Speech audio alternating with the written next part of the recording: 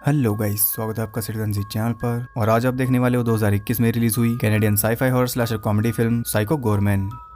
इसके राइटर और डायरेक्टर है स्टीवन कोस्टेंस्की और ये एक लो बजट मूवी है। फिल्म के पोस्टर को देखकर लगता है कि मूवी बहुत ज़्यादा ब्रूटल होगी, लेकिन इसमें आपको कुछ बहुत ही अलग देखने को मिलेगा। तो ऐसी यूनिक और इंटरेस्टिंग वीडियोस देखते रहने के लिए चैनल को सब्सक्राइब करके बेल नोटिफिकेशन जरूर से ऑन कर लो, ताकि मुझे वीडियो बनाने की मोटिवेशन मिलती रहे और आपको वीडियोस की नोटिफिकेशन। ये फिल्म पहले 2020 में रिलीज होने वाली थी, लेकिन नहीं हो पाई। अब इसे शटर ने खरीद लिया है और फाइनली इसे 22 जनवरी को रिलीज किया गया। मूवी का कॉन्सेप्ट क्या है वो आप आगे देखने वाले हो। तो अब ज़्यादा देर ना करते हुए जल्दी से स्टोरी स्टार्ट करते हैं।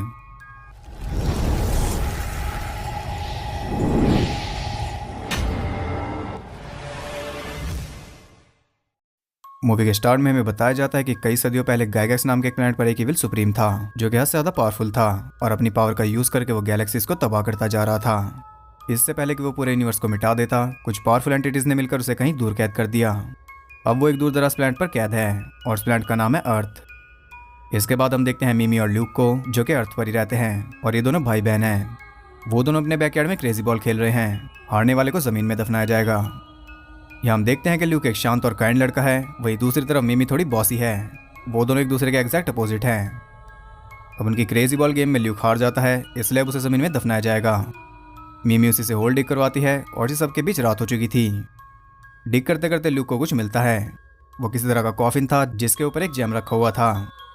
अब तक आप समझ ही गए होंगे कि वो इविल सुप्रीम यहीं पर कैद है।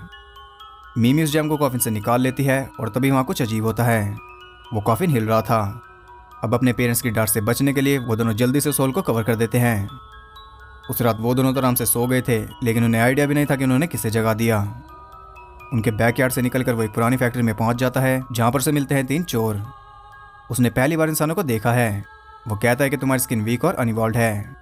अब उसकी स्किन देखकर हमें अंदाजा हो जाता है कि वैसा क्यों कह रहा है। यहाँ वो बड़े आराम से 2 चोरों को मार देता है। इसके बाद वो बढ़ता है तीसरे की तरफ। वो तीसरा चोर कहता है कि मैं मरना नहीं चाहता।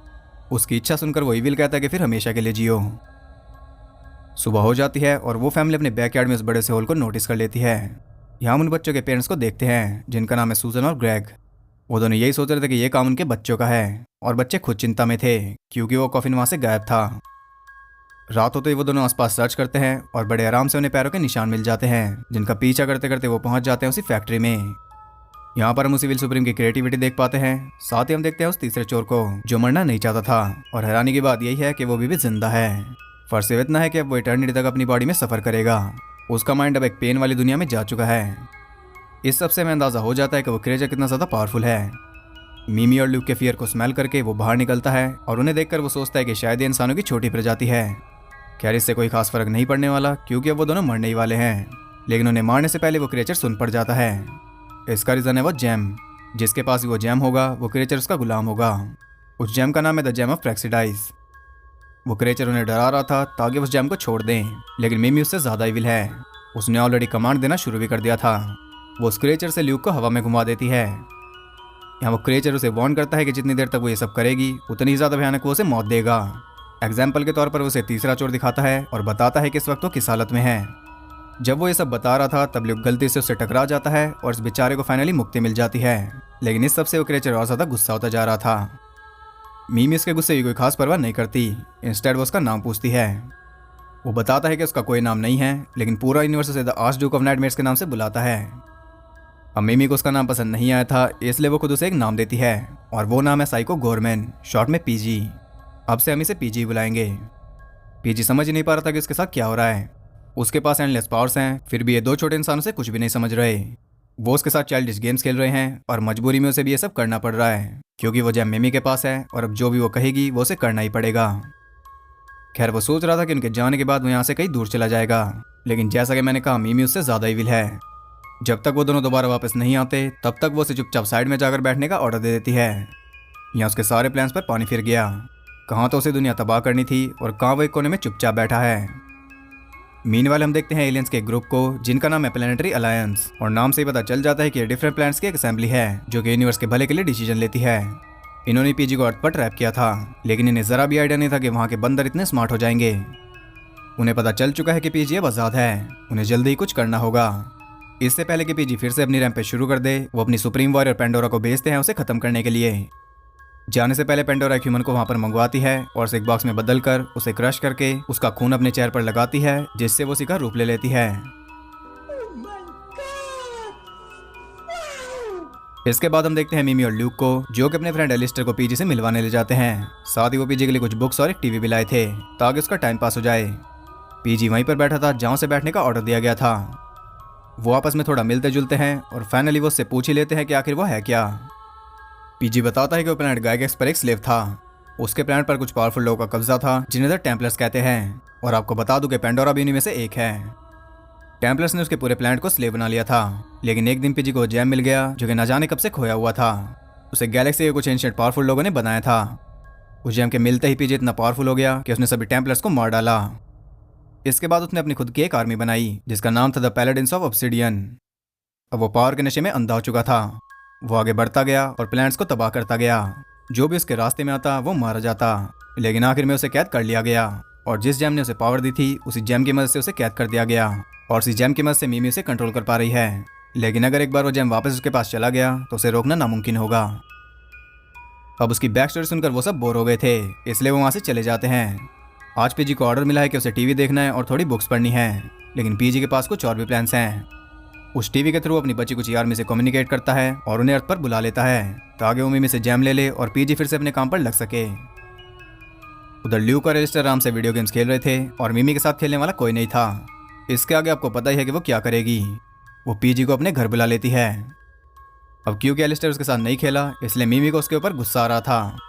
पीजी को कहकर वो उसे एक बड़े से ब्रेन में बदलवा देती है। ये पहला ऑर्डर था जिसे पूरा करने में पीजी को भी मजा आया था। अब यहाँ ग्रेग और सुजन भी पीजी को देख लेते हैं और ऑब्वियसली वो दोनों टेरिफाइड थे, लेकिन जब उन्हें पता चलता है कि उस भयानक क्रिएचर को मिमी कंट्रोल कर रही है तब जाकर उन्हें थोड़ी सांस आती है। इसके बाद से पीजी उन्हीं के घर में रहने लगता है। वो उनके साथ अच्छे से घुल मिल गया था। ये देखने में बहुत इंटरेस्टिंग लगता है कि कैसे वो उनके साथ हर जगह जा रहा है, मॉल्स में भी, रेस्टोरेंट में भी, लेकिन उसे कोई नोटिस नहीं कर रहा।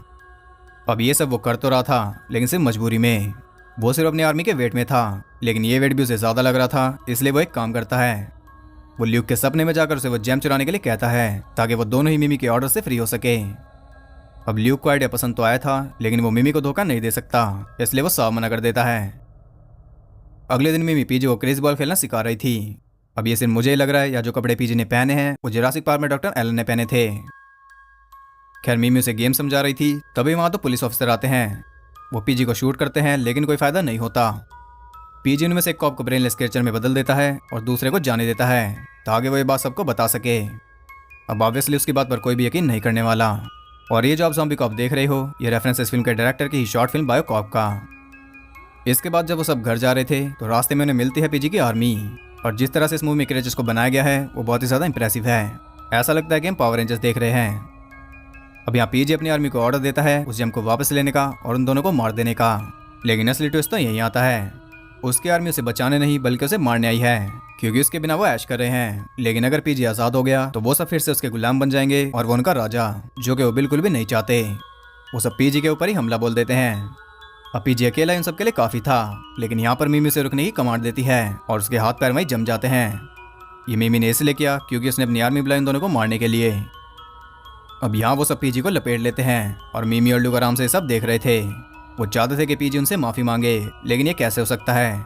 यूनिवर्स का इतना पावरफुल जीव दो छोटे इंसानों से माफ़ी मांगेगा? कभी भी नहीं।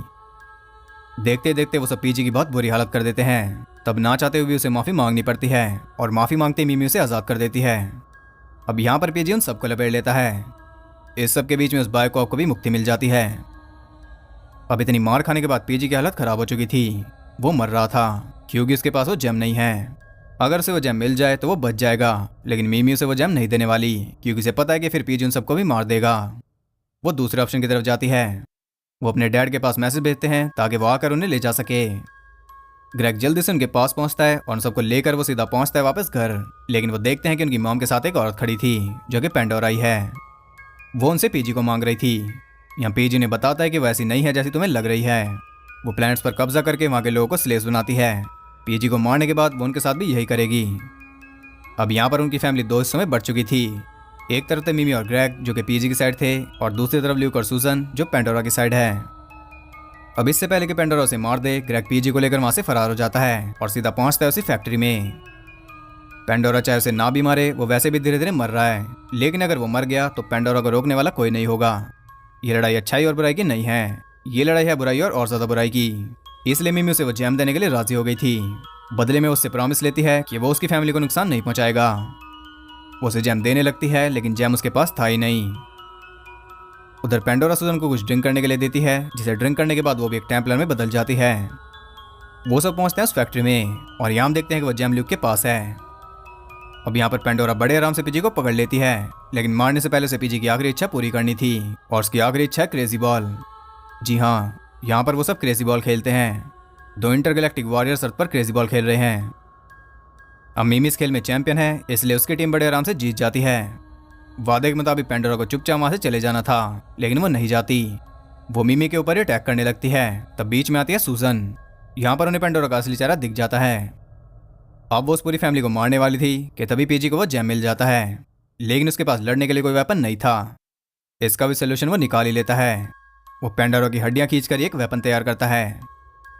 यहाँ उन दोनों के बीच घमासान फाइट होती है, जिसमें पीजी जीत जाता है और पेंडोरा के सम्मान में वो उसे साबुत निकल जाता है। अब पीजी का वहां से जाने का टाइम आ गया था। जाते जाते वो मिमी को वो जेम वापस दे देता है और कहता है कि अब उसे इसकी जरूरत नहीं है। उसे पता चल चुका है कि असली पावर लव से मिलती है। ये कहकर वो एक पोर्टल खोलता है और अपने काम पर लग जाता है। अब आप सोच रहे होंगे कि शायद वो किसी और प्लैनेट पर है, लेकिन वो अर्थ पर ही है। ये हमें पता चलता है टीवी न्यूज़ से। यानी कि वो अमेरिका के बजाय किसी और कॉन्टिनेंट में चला गया, क्योंकि उसने प्रॉमिस किया था कि वो मिमी की फैमिली को नुकसान नहीं पहुंचाएगा। मिमी को उससे पूरी अर्थ का प्रॉमिस लेना था। खैर वो अपनी रैम्पेज पर लग चुका है और एलिस्टर बेचारा अभी भी उसी फॉर्म में है।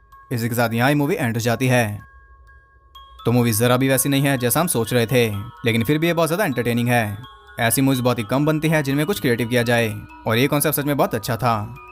पीजी का कैरेक्टर भी बहुत ज़्यादा यूनिक है। इस कैरेक्टर में इतना पोटेंशियल है कि हम इसे और ज़्यादा देखना चाहते हैं। मुझे लगता है कि पीजी भी एक अच्छा खासा हॉरर आइकन बनने के लायक है।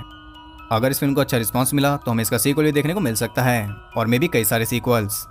मिमी के पास वो जेम है और वो कभी भी पीजी को बुला सकती है, या फिर कोई और योद्धा है पीजी को रोकने के लिए। अभी दिखाने के लिए बहुत कुछ है। अभी हमने इसकी फुल पार्ट्स भी नहीं देखी। लेट्स सी इस फिल्म को कैसा रिस्पांस मिलेगा। अभी तक तो इसे बहुत पसंद किया जा रहा है। अगर पीजी को किसी दूसरे हॉरर आइकन के साथ दिखाया जाए तो मजा ही आ जाए, क्योंकि लो बजट मूवीज ने हमें और भी कई सारे हॉरर आइकन्स दिए हैं, जिनमें सबसे ऊपर है विक्टर क्राउली। मैं तो ये बैटल जरूर देखना चाहूंगा। इसके लिए पहले इस कैरेक्टर का पॉपुलर होना जरूरी है, और मुझे लगता है कि ये हो जाएगा। आमतौर पर साल की शुरुआत में कोई अच्छी हॉरर मूवी नहीं आती। इस टाइम पर स्टूडियो वो फिल्म निकालते हैं जिससे उन्हें ज्यादा उम्मीद नहीं होती, लेकिन अभी ये ट्रेंड बदल रहा है। अभी हमें रॉन्ग टर्न भी देखने को मिलेगी, और भी कई सारी सरप्राइज मूवीज आ सकती हैं, और अगले साल की शुरुआत में तो स्क्रीन 5 आएगी ही। यानी कि अब से हमें साल की शुरुआत में भी अच्छी हॉरर मूवीज देखने को मिलेंगी। तो आप बताइए आपको ये मूवी कैसी लगी? क्या आप पीजी को और ज़्यादा देखना चाहते हो? कमेंट में ज़रूर बताना। और अगर आपको वीडियो पसंद आई तो उसे एक लाइक भी ज़रूर कर देना। और ऐसे इंटरेस्टिंग वीडियोस देखते रहने के लिए चैनल को सब्सक्राइब करके बेल नोटिफिकेशन को ऑल पर सेट कर लो, ताकि नोटिफिकेशन आपको वीडियो देखने का ऑर्डर दे सके। और ज़्यादा कनेक्टेड रहने के लिए आप मुझे इंस्टाग्राम पर फॉलो कर सकते हो, वहाँ आपको बहुत कुछ जानने के लिए मिल जाएगा। तो मैं मिलता हूँ अगली वीडियो में, तब तक के लिए सबको बाय।